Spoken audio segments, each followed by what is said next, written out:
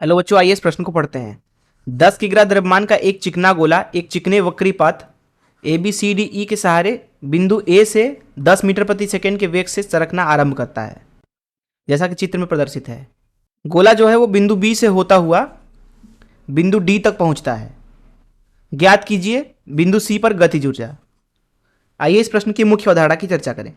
मुख्य अवधारणा अवधारणा देखिए, मान लीजिए ये धरातल है कुछ इस तरीके से। ये मान लीजिए धरातल है। धरातल के ऊपर एक मान लीजिए वस्तु रखा हुआ है कुछ इस तरीके से। उसका द्रव्यमान मान लीजिए m है। हम क्या करते हैं कि इस वस्तु को उठा करके h ऊंचाई पर ले जाते हैं। h ऊंचाई पर इस दौरान अगर मैं आपसे पूछूं गुरुत्वाकर्षण बल के द्वारा कार्य कितना है, तो वो यहाँ पे लिखा जाएगा। गुरुत्वाकर्षण बल जो है वो सदैव नीचे की तरफ है mg, और विस्थापन हुआ है ऊपर की दिशा में h। तो गुरुत्वाकर्षण बल के द्वारा किया गया कार्य हो जाएगा बल गुणे विस्थापन गुणे कॉस 180, क्योंकि कार्य का सूत्र ही होता है बल सदिश डॉट विस्थापन सदिश, अगर बल नियत है तो। क्योंकि यहाँ पे नियत था गुरुत्वीय बल, तो यहाँ पे आपको गुरुत्वीय बल के द्वारा किया गया कार्य मिल रहा है ऋण mgh के बराबर। इसको समीकरण 1 बोल देते हैं। अब देखिए, गुरुत्वीय बल एक संरक्षी बल है। संरक्षी बल के द्वारा जो किया गया कार्य होता है, जो कि यहाँ पे है wg, वो बराबर होता है ऋण चिन्ह के साथ डेल्टा यू के, अर्थात स्थितिज ऊर्जा में परिवर्तन की ऋणात्मक के। तो यहाँ पे लिखा जाएगा ऋण mgh बराबर ऋण अंतिम स्थिति ऊर्जा। मान लीजिए h ऊंचाई पर गुरुत्वीय स्थिति ऊर्जा u है और धरातल पे u नॉट है, तो यहाँ लिखेंगे u ऋण u नॉट। तो यहाँ से आपको दिख रहा है कि u मिलेगा आपको u बराबर mgh धन u नॉट। हम प्रायः ये करते हैं, प्रायः जो u नॉट है उसको शून्य ले लेते हैं, अर्थात धरातल पे गुरुत्वीय स्थिति ऊर्जा को शून्य ले लिया जाता है। इसलिए h ऊंचाई पर गुरुत्वीय स्थिति ऊर्जा को लिखा जाएगा u बराबर mgh के बराबर mgh। तो ये तो पहले आप समझ लें कि h ऊंचाई पर गुरुत्वीय स्थिति ऊर्जा को लिखा कैसे आता है। सूत्र है mgh u बराबर। दूसरी चीज आप यहाँ पे ये समझें, कार्य ऊर्जा प्रमेय। यहाँ पे जो कार्य ऊर्जा प्रमेय हमसे जो कहता है, कार्य ऊर्जा प्रमेय के अनुसार जो सभी बलों द्वारा किया गया कार्य है, सभी बलों द्वारा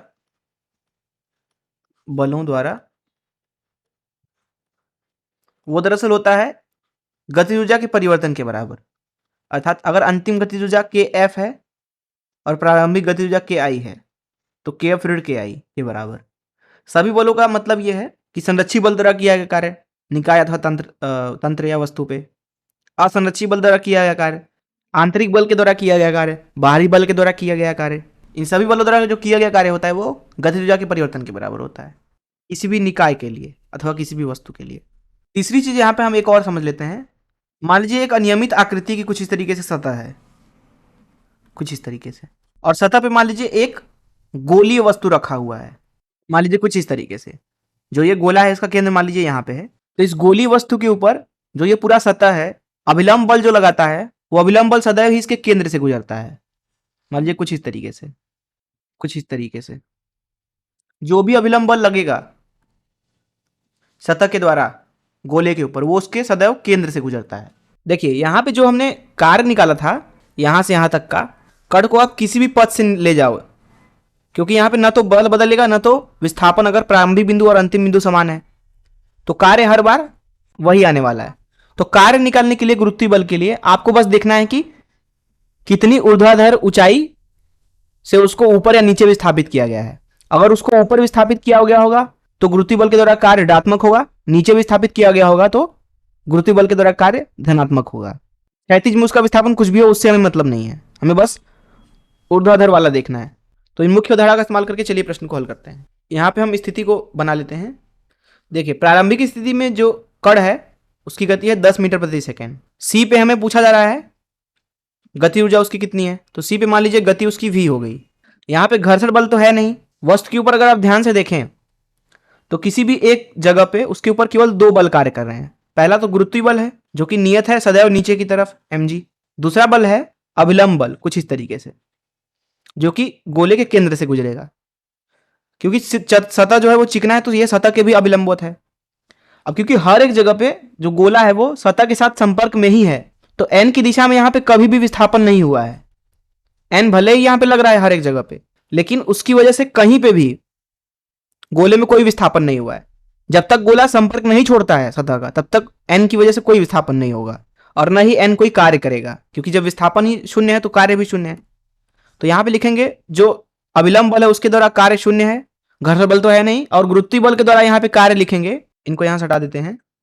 हमें बस देखना है कि वस्तु कितना दूरी नीचे आया है। तो ये हो गया उसका अंतिम स्तर और ये था प्रारंभिक।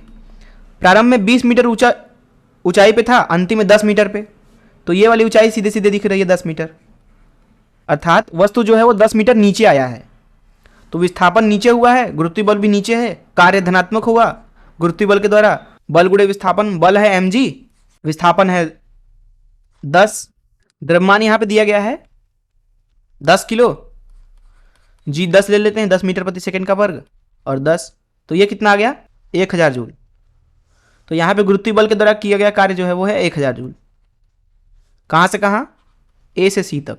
और ये अविलंब बल जो है उसके द्वारा भी ए से सी के दौरान कोई भी कार्य नहीं होगा। कार्य ऊर्जा प्रमेय का इस्तेमाल करेंगे। सभी बलों द्वारा कार्य मतलब Wn धन Wg, ये बराबर होना चाहिए गतिज एवं परिवर्तन के। अंतिम गतिज ऊर्जा जो कि है 1/2, वस्तु का द्रव्यमान जो कि है 10 किलो, गुणे अंतिम वेग जो कि है v का वर्ग ऋण प्रारंभिक 1/2, वस्तु का द्रव्यमान 10 गुणे 10 का वर्ग। Wn शून्य है, Wg यहाँ पे 1000 है, तो 1000 रखा इधर बराबर 5v का वर्ग ऋण 500। तो यहाँ से 5v का वर्ग मिल रहा है 1500 के बराबर, v का वर्ग मिलेगा यहाँ से 300, अर्थात बिंदु C पे जो गति है वो हो गई वर्गमूल में 300 मीटर प्रति सेकंड। तो C पे गतिज ऊर्जा लिखेंगे, यहाँ पे गतिज ऊर्जा C पर वो हो जाएगी 1/2 गुणे m गुणे v का वर्ग जो कि है 300, तो ये मिलेगा आपको 1500 जूल के बराबर। ये हो जाएगा इस प्रश्न का उत्तर। मैं आशा करता हूं कि आपको इस प्रश्न का हल जरूर समझ में आया होगा। धन्यवाद।